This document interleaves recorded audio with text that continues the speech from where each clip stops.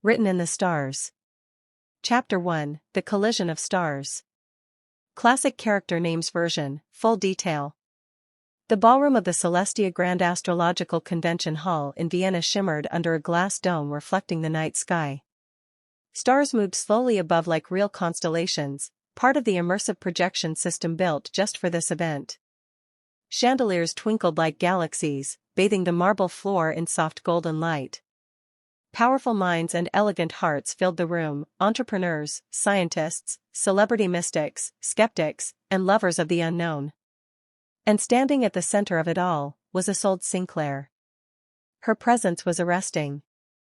Not just for her beauty, though it was otherworldly. But because of her silence. Her poise. She wore a flowing indigo gown that clung to her curves like starlight to midnight. Her dark auburn hair cascaded down her back, and her hazel eyes, like sunlight through amber, surveyed the room with grace and certainty. A silver constellation pendant rested above her heart, representing her sign, Sagittarius. At 30, Isolde had become the face of modern astrology. Founder of the revolutionary Celestique app, which matched lovers based on their birth charts, real-time moon cycles, and karmic imprints, she wasn't just successful. She was a movement. A phenomenon. But her voice was the true enchantment.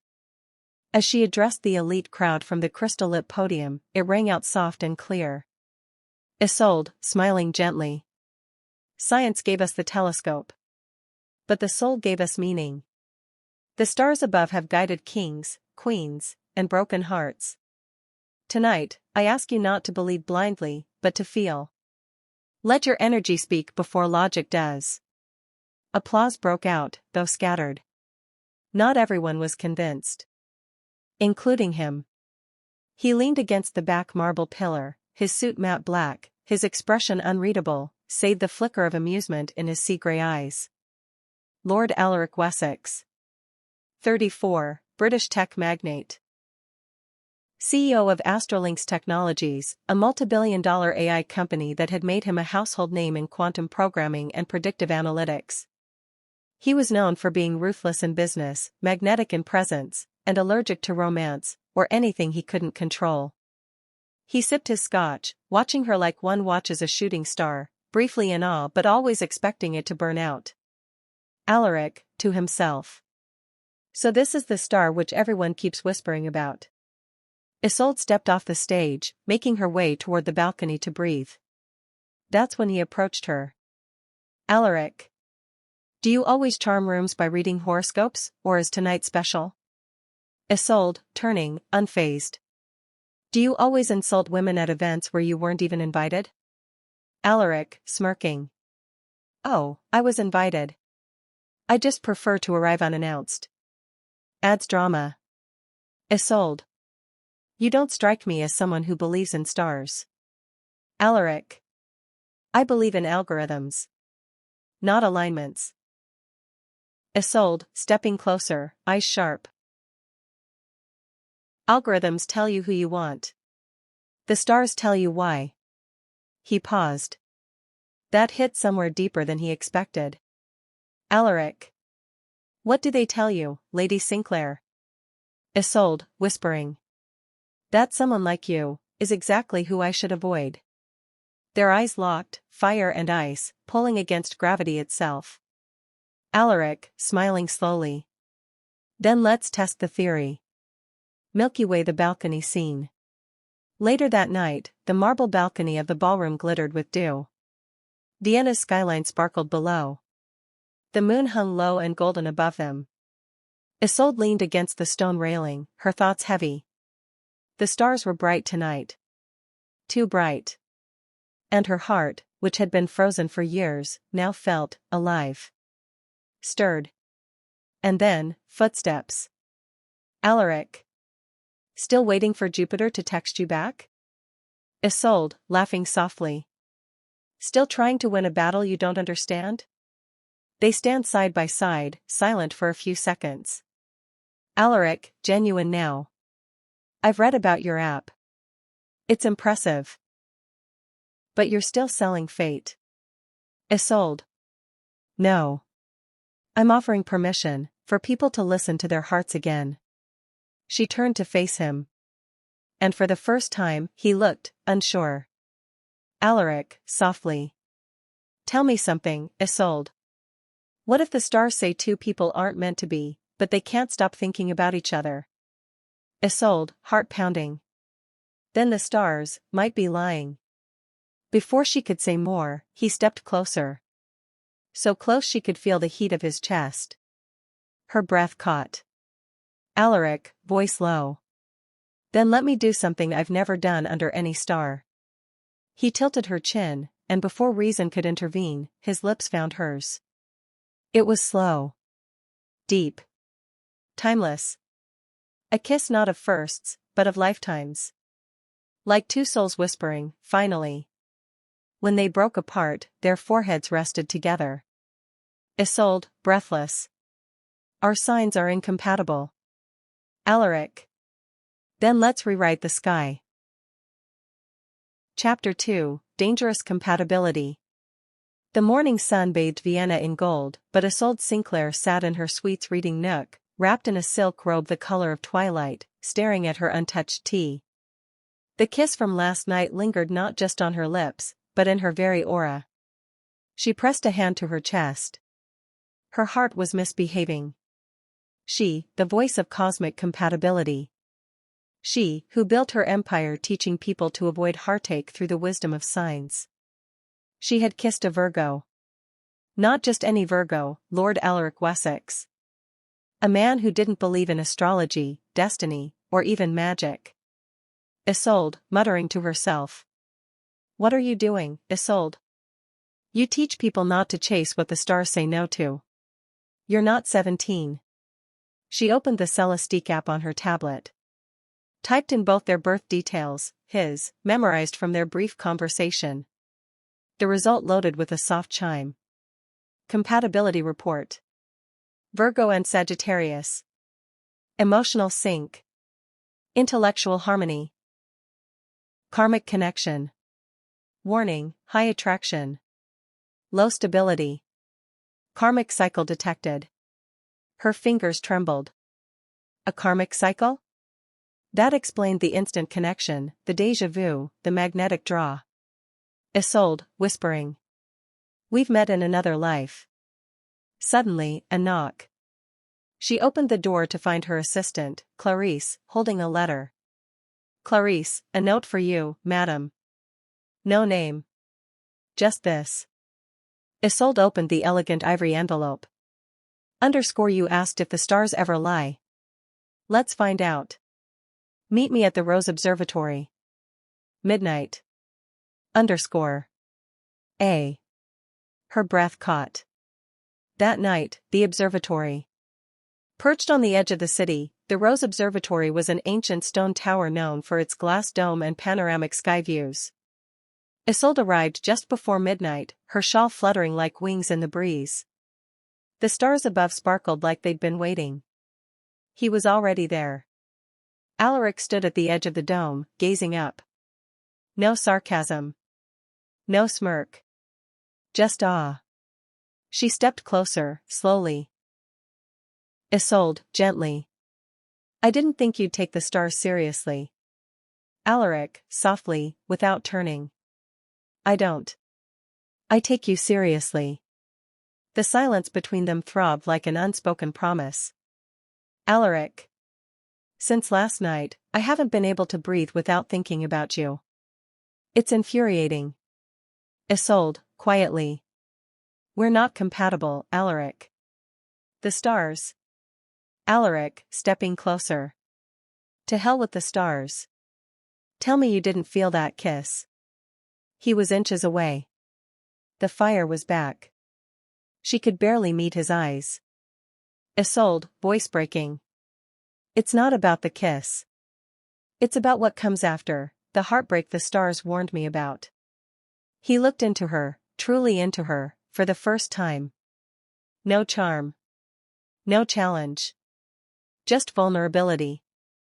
Alaric. Then let me break fate instead of your heart. She was trembling. Isolde, barely a whisper. If we do this. I need honesty. I need to know who you really are. Alaric. Then we start with a deal. 1 month. You show me your world, your stars, your strange magic. And I'll show you mine, logic, reason, numbers. If we still burn after that, we stop pretending it's fate. Her lips parted.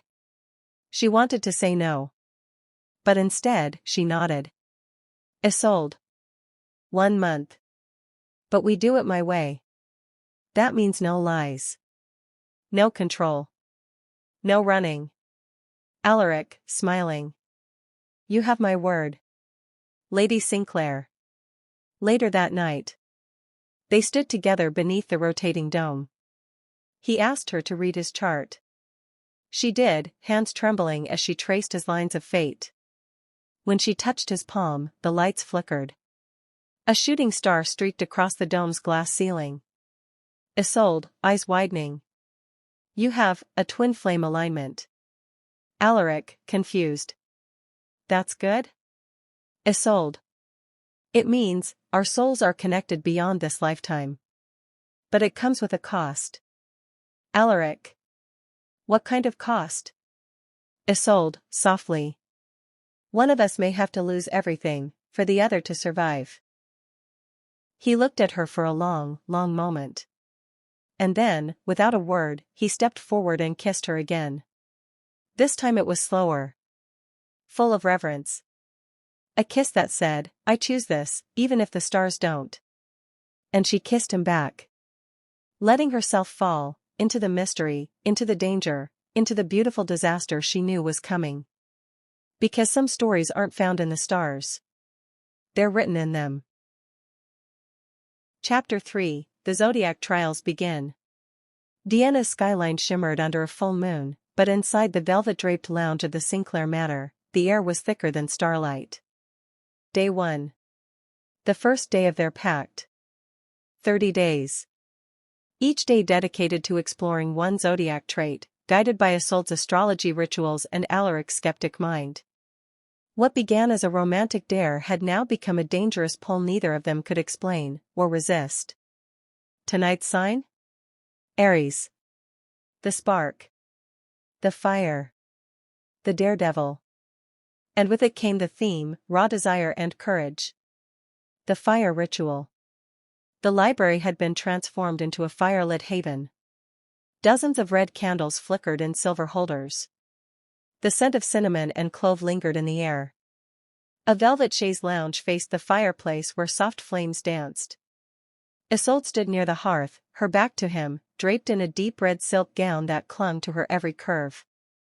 Her hair was pinned up, a few tendrils loose, teasing her bare neck. She was radiant. Untouchable and dangerous, like the sun at midnight. Alaric stepped in, wearing a black shirt unbuttoned at the throat, sleeves rolled to the elbow. He'd never looked more human, or more lethal. Alaric, lightly. So, Aries is all fire and lust? Should I be nervous? Isolde, not turning. Only if you're afraid of losing control. He moved closer, slowly, like a predator, but her presence devoured him first. Alaric, voice dropping. Control is all I've ever had. Isolde, finally turning to him. Then tonight, let it go. She handed him a red velvet card from a box titled The Zodiac Game. Write your greatest desire. Burn it. And let Aries carry it into the universe. He studied her, then the card, then her again. Alaric. You really believe the stars are watching us? Isolde. No, she steps closer, their bodies almost touching. I believe you are watching me, and you're scared of what you feel. He didn't deny it. Couldn't. Instead, he wrote. Then handed her the card without reading it aloud. She slid it into the flames. The fire hissed. Popped. Sparks flew. Then silence. And then. Alaric, quietly. What happens now? She stepped forward, close enough that her breath mingled with his. Isolde. Now we stop pretending this isn't real. She kissed him. Not softly. It was full of heat and warning. A kiss that pulled every shard of hesitation from their bones. Alaric gripped her waist, then her back, pulling her against him as if she was gravity itself. She tasted like cinnamon and wild fate. They broke apart, barely breathing. Alaric. God, what are you doing to me? Isolde, smiling softly. I'm just letting the stars finish what they started. Day 3, Taurus, sensuality and trust. By the third night, they had moved into the estate's vineyard, under soft lanterns and silken blankets. Taurus night was about slow intimacy. Grounding. Presence. They fed each other honey-dipped strawberries. She read his palm. He pressed his forehead to hers while blindfolded, trusting her with a whispered secret. Alaric, whispering. I haven't believed in anything since my mother died, until you. Isolde, heart aching. Then don't believe in me. Believe in what I make you feel. Their lips met again under stars and soft wind. Day 5, Gemini, communication and mental chemistry. In a candlelit study, they answered raw, unfiltered questions pulled from a golden box labeled Twin Flame Inquiries. What's your darkest fear in love? What's one thing you've never told anyone? Would you give everything up for someone if the stars demanded it? By the end of the night, they weren't just physically connected. They were soul exposed. Alaric leaned back in his chair, eyes glazed with thought. Alaric. You terrify me, Isolde. Isolde. Good. Love is supposed to terrify you before it sets you free. Twist, Day 7, Cancer night. It was meant to be about vulnerability. Home. The past. But that was the night Isolde made a mistake. She pulled up their karmic chart and revealed the full truth. We have a twin flame curse, she said.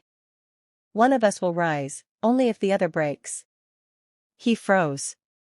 Alaric, coldly. So this entire month is a game of which one of us survives? Isolde, teary. No. It's a chance to beat destiny together. But Alaric stood and walked away, heart slamming against ribs that suddenly felt too tight.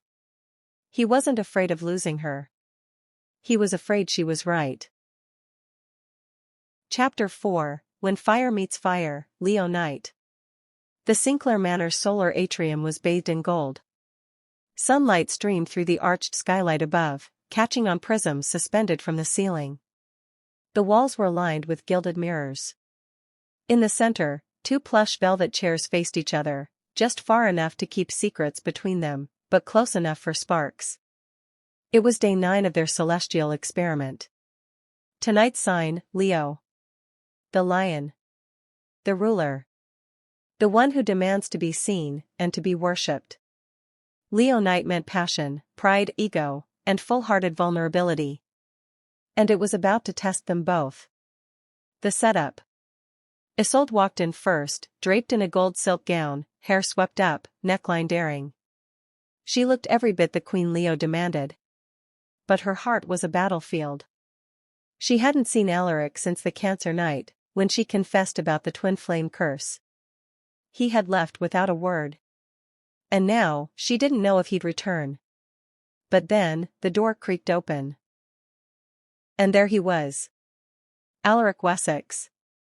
In a black tailored shirt, the top buttons open, sleeves rolled up. His eyes were unreadable. But his energy? Magnetic. Alaric, softly. You invited me to the lion's den. Should I be afraid? Isolde, with quiet grace. Only if you don't plan to roar back. They took their seats. Between them, a golden hourglass, counting down 30 minutes. Isolde. Leo rules the heart. It demands honesty, and fire. We take turns speaking our truths. No interruptions. No retreat. Alaric, tilting his head. And what happens when the fire burns too hot? Isolde. Then we either rise from the ashes, or burn alone. The confessions begin. Isolde's turn. You scare me, Alaric. Not because you're powerful or unpredictable. You scare me because you make me want to abandon logic. You make me forget the rules I built my empire on. Her voice cracked slightly. I thought I could keep this experiment cold. Clean. But every day, I fall a little harder. And it terrifies me that the stars say I shouldn't. Alaric's turn. He stares at her. No walls. Just raw, unbearable truth. The night my mother died. I remember asking the sky why it didn't warn me. Why the stars were silent. Since then, I've hated anything that promised hope through fate. He swallows, voice lower. But then you kissed me. And for the first time in years, I looked up and wished on something again. She gasped, blinking back tears. The hourglass ran out. Silence stretched like a heartbeat held too long. Isolde, softly. So what are we doing, Alaric? Are we trying to rewrite destiny, or delay disaster? He stood. Walked to her. Kneeled. Alaric, whispering. I don't care about the stars anymore. I care about you. And with a reverent breath, he kissed her, slow, searing, sacred. Hands tangled in silk. Her body pressed into his. His lips moved from her mouth to her jaw, down to her shoulder.